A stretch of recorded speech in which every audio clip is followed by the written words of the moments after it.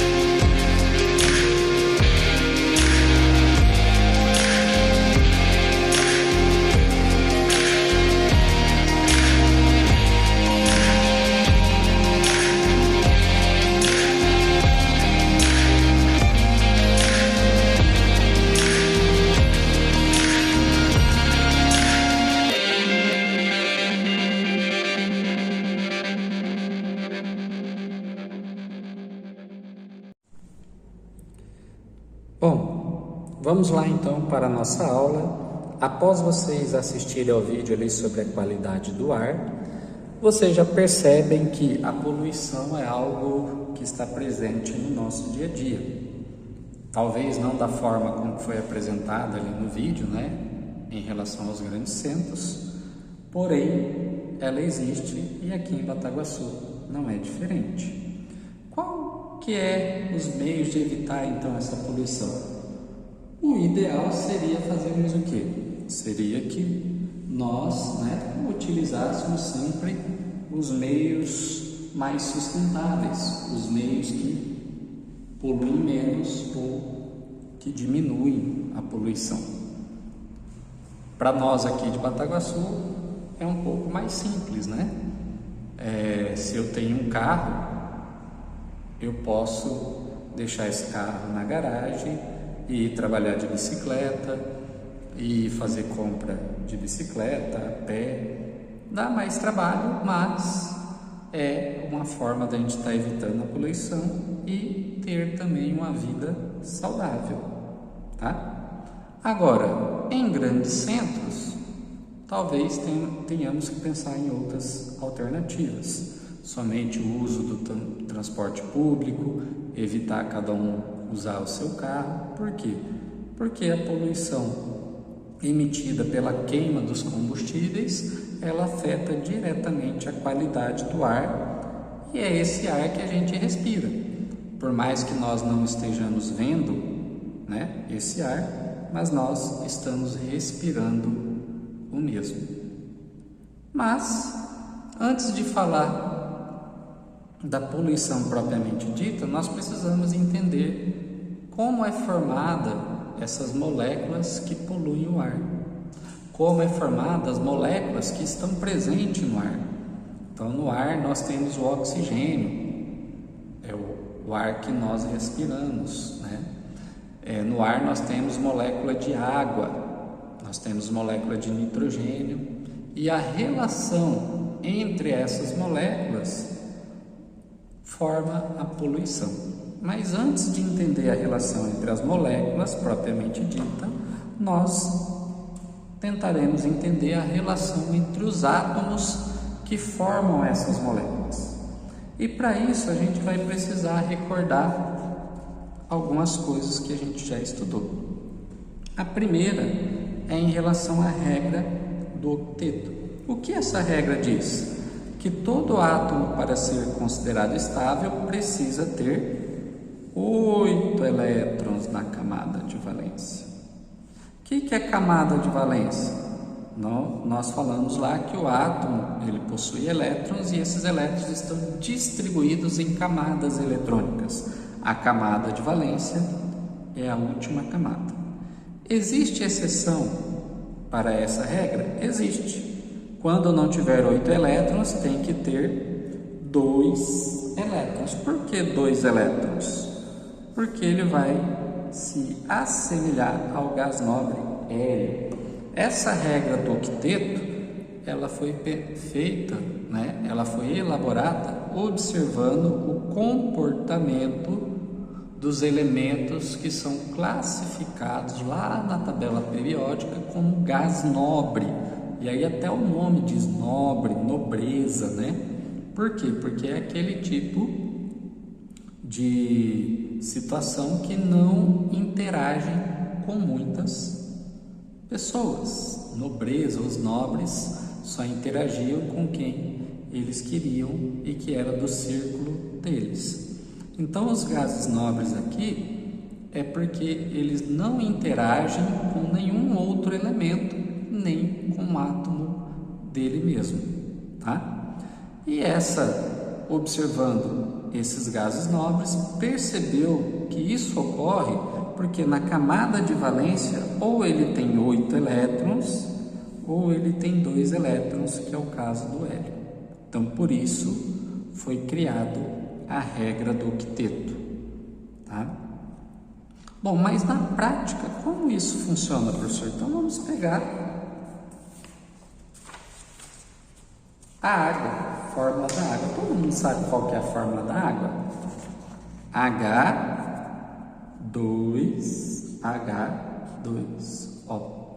O que isso significa? Significa que nessa molécula existe um átomo de oxigênio e 2 átomos de hidrogênio, tá? Mas como ocorre essa interação entre esse átomo de oxigênio com esses 2 átomos de hidrogênio? Bom, aí nós temos que verificar a distribuição eletrônica dos elétrons em cada elemento. O oxigênio ele tem 8 elétrons, porque seu número atômico é 8. E o número atômico ele indica a quantidade de elétrons. Essa quantidade de elétrons está distribuída da seguinte forma: 1 S2, 2 S2 e 2 P4. Bom, o que isso significa? Que o número 1 corresponde à primeira camada, que é a camada K, e o número 2 corresponde à segunda camada, que é a camada L. Tá? Então, como só tem a última camada é a 2, essa camada é chamada camada de valência. Quantos elétrons tem nessa camada? Bom, aí eu tenho 2 elétrons no subnível S e 4 elétrons no subnível P, totalizando 6 elétrons. A regra do octeto diz o seguinte, que para ser considerado estável, todo átomo precisa ter 8 elétrons. Então, na realidade, para o oxigênio falta 2. O hidrogênio é a mesma situação. né? Só que o número atômico do hidrogênio é 1, significa que ele tem um elétron. Esse 1 elétron está na camada 1, subnível S, e essa camada 1 é a camada K, que é a camada de valência do hidrogênio, tá? Quantos elétrons o hidrogênio tem na sua única camada? Na camada 1, 1 elétron.